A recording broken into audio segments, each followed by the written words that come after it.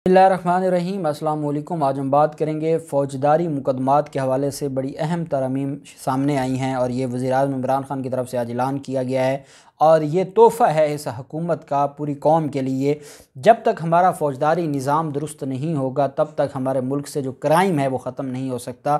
हम देखते हैं मुख्तलिफ़ ममालिक में जहाँ पर कवानीन सख्त हैं, कवानीन पर अमल दरामद होता है, कवानीन पर अमल दरामद करने वाली जो पुलिस इन्वेस्टिगेशन अथॉरिटी या कोई भी एजेंसी है वो करप्शन से पाक होती है। उनकी जो ट्रेनिंग है, उनकी जो कैपेबिलिटी है, उनकी जो एजुकेशन है, उनकी जो प्रोफेशनल ट्रेनिंग है, वो ये सारी की सारी चीज़ें बड़ी ज़रूरी होती हैं। हमारे कानून में, क्योंकि हमारा कानून 1898 का है, ज़ाब्ता फ़ौजदारी पिनल कोड हमारा 1860 का है, तो इतने पुराने कवानीन थे और जैसे जैसे with the passage of time वक्त गुज़रता रहा और जो जो कानून में तरमीम होनी चाहिए थी वो ना की गई, जिसकी वजह से वक्त गुज़रता रहा, क्राइम करने के तरीक़ेकार तब्दील होते रहे, क्रिमिनल्स का जो माइंड है, उनके पास जो इक्विपमेंट्स हैं वो चेंज होते रहे, वो जदीद तरीके से ऑफेंस और क्राइम की दुनिया में चले गए। लेकिन हमारे कवानीन वही थे जो एक 100 साल पुराने थे, जिसकी वजह से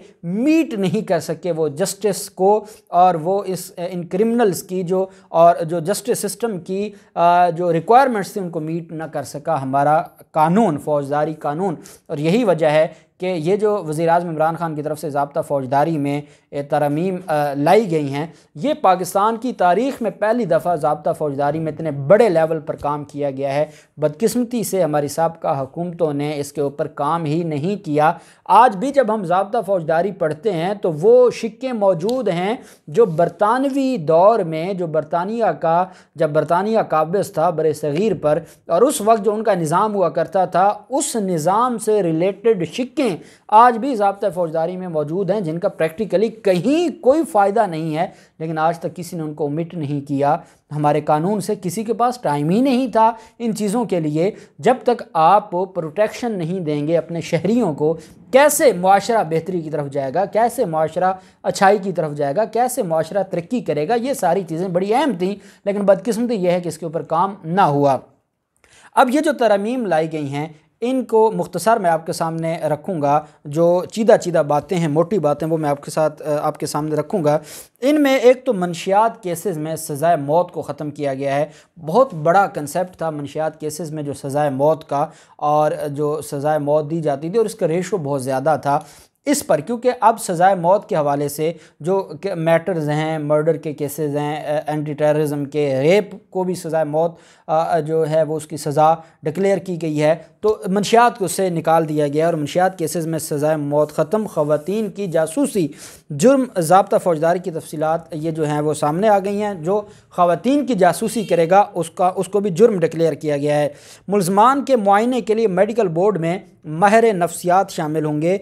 SHO के लिए ग्रेजुएशन की डिग्री लाजमी होगी और जहाँ मुकदमात का ज़्यादा बोझ होगा वहाँ पर SP खुद जो है वो SHO ASP रैंक का होगा। जहाँ मुकदमात का ज़्यादा रश होगा, जहाँ पर वो थाना जहाँ पर मुकदमात का रश होगा वहाँ पर SHO जो है वो ASP रैंक का होगा। ASP कौन? जो डायरेक्ट CSPs आते हैं, तो ASP रैंक का होगा SHO वहाँ पर। मुजवज़ा फ़ौजदारी तरमीमी कवानीन के मुताबिक मफरूर मुल्ज़मान के शनाख्ती कार्ड और बैंक अकाउंट्स ब्लॉक कर दिए जाएंगे, जबकि जलसे जुलूसों में असला लेकर जाने की इजाज़त नहीं होगी। दफ़ा 161 के तहत, ये CRPC के तहत वो स्टेटमेंट्स हैं जो मुदई और मुदई के गवाहान पुलिस के सामने दौरान तफ्तीश देते हैं, उसको 161 का बयान कहा जाता है। 161 के तहत होने वाले बयानात की ऑडियो वीडियो रिकॉर्डिंग भी की जाएगी। इसका मतलब यह है कि जो पुलिस के सामने तफ्तीश होगी उसकी भी रिकॉर्डिंग की जाएगी ताकि कल कलां ये चीज़ें अदालत में आ सकें। प्रोसिक्यूटर तफ्तीश से मुतमईन नहीं होगा तो मज़ीद असर नौ तहकीकात का कह सकेगा। और ये प्रोसिक्यूटर को एक बड़ा अख्तियार दिया गया है कि अगर प्रोसिक्यूटर को ये लगता है कि ये तफ्तीश ठीक नहीं हुई तो वो ये कह सकता है कि ये नए सिरे से तफ्तीश करें और जो लैक्यूनाज आपने छोड़े हैं इनको आप ख़त्म करें। ترامیم کے مطابق فوجداری مقدمات کا ٹرائل 9 ماہ میں ہوگا۔ ہر ماہ ہائی کورٹ کو پیش رفت رپورٹ جمع کروانا ہوگی۔ غیر سنجیدہ مقدمہ بازی پر سیشن کورٹ 10 لاکھ روپے تک جرمانہ کر سکے گی، اور 9 ماہ میں ٹرائل مکمل نہ ہونے پر ہائی کورٹ کو وضاحت دینے کی پابند ہوگی وہ ٹرائل کورٹ کی وضاحت قابل قبول ہوئی تو مزید وقت دیا جائے گا۔ ساتھ یہ بھی جو یہ بل ہے اس میں یہ بات شامل کی گئی ہے کہ ٹرائل کورٹ میں گواہان کے بیانات کی آڈیو ویڈیو ریکارڈنگ کی جائے گی۔ گواہ بیانات کے ٹرانسکرپٹ سے اختلاف کرے گا تو ریکارڈنگ سے استفادہ کیا جائے گا۔ بعض اوقات ہوتا ہے کہ جب گواہ بیان ریکارڈ کر رہا ہوتا ہے وہ کہتے ہیں یہ جملہ میں نے نہیں لکھوایا، میں نے یہ لکھوایا تھا، تو وہ جب ویڈیو ریکارڈنگ ہوگی تو اس کے بعد وہ مکر نہیں سکے گا اپنے بیان سے۔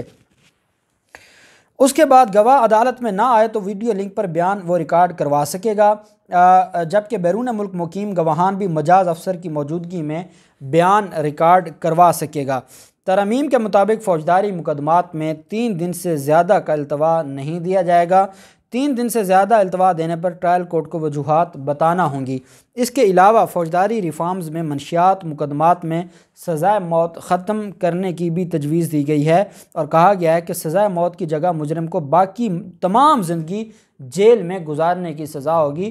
وہ 25 سال نہیں ہوگا بلکہ وہ مرنے تک جیل میں رہے گا، یہ سزا اس کو سنائی جائے گی منشیات کے کیسز میں۔ ریلوے ایکٹ میں بھی سزائے موت ختم کرنے کی تجویز دے دی گئی ہے، جبکہ غیر قانونی پولیس حراست پر 7 سال تک سزا کی تجویز دی گئی ہے۔ اگر کوئی غیر قانونی طور پر پولیس والا حراست میں رکھے گا، جیسے گرفتار کر لیتے ہیں اور 2 ہفتے گرفتاری نہیں اس میں شامل کرتے اور ملزم بغیر کسی وجہ کے تھانے میں پڑا رہتا ہے، اس کو غیر قانونی حراست کہتے ہیں، ایلیگل ڈیٹینشن کہتے ہیں۔ اگر کوئی پولیس والا غیر قانونی حراست میں رکھے گا تو اس کو بھی 7 سال سزا ہوگی، اور مفرور ہونے پر بھی 7 سال تک کی سزا بھی مقرر کرنے کی تجویز کی گئی ہے۔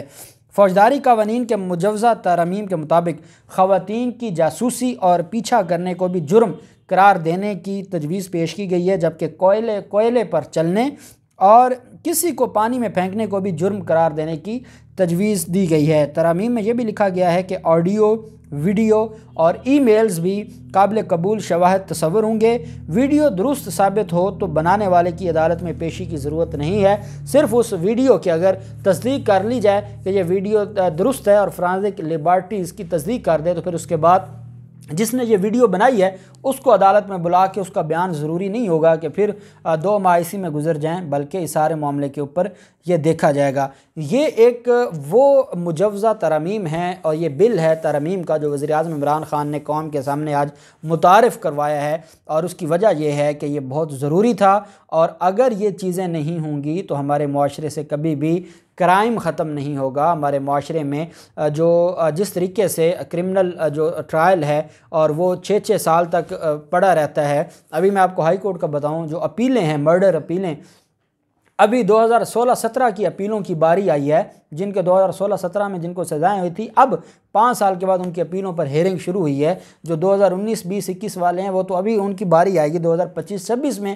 تو یہ ٹائم فریم جو ہے، جہاں ٹرائل کا ٹائم فریم ہوگا وہیں پہ اپیل کا بھی ٹائم فریم ہوگا کہ اس کو اتنے عرصے میں ڈیسائیڈ کرنا ہے، تاکہ جس نے جرم کیا ہے وہ جلد از جلد اپنے انجام کو پہنچے اور جو بے گناہ ہے وہ عدالت سے ریلیز ہو۔ تو میں سمجھتا ہوں کہ جب یہ قانون بنتا ہے تو یہ پاکستان کی تاریخ بدلنے والا ہوگا۔ اللہ پاک پاکستان کا حامی و ناصر ہو۔ بہت شکریہ۔ اللہ حافظ۔ پاکستان زندہ باد۔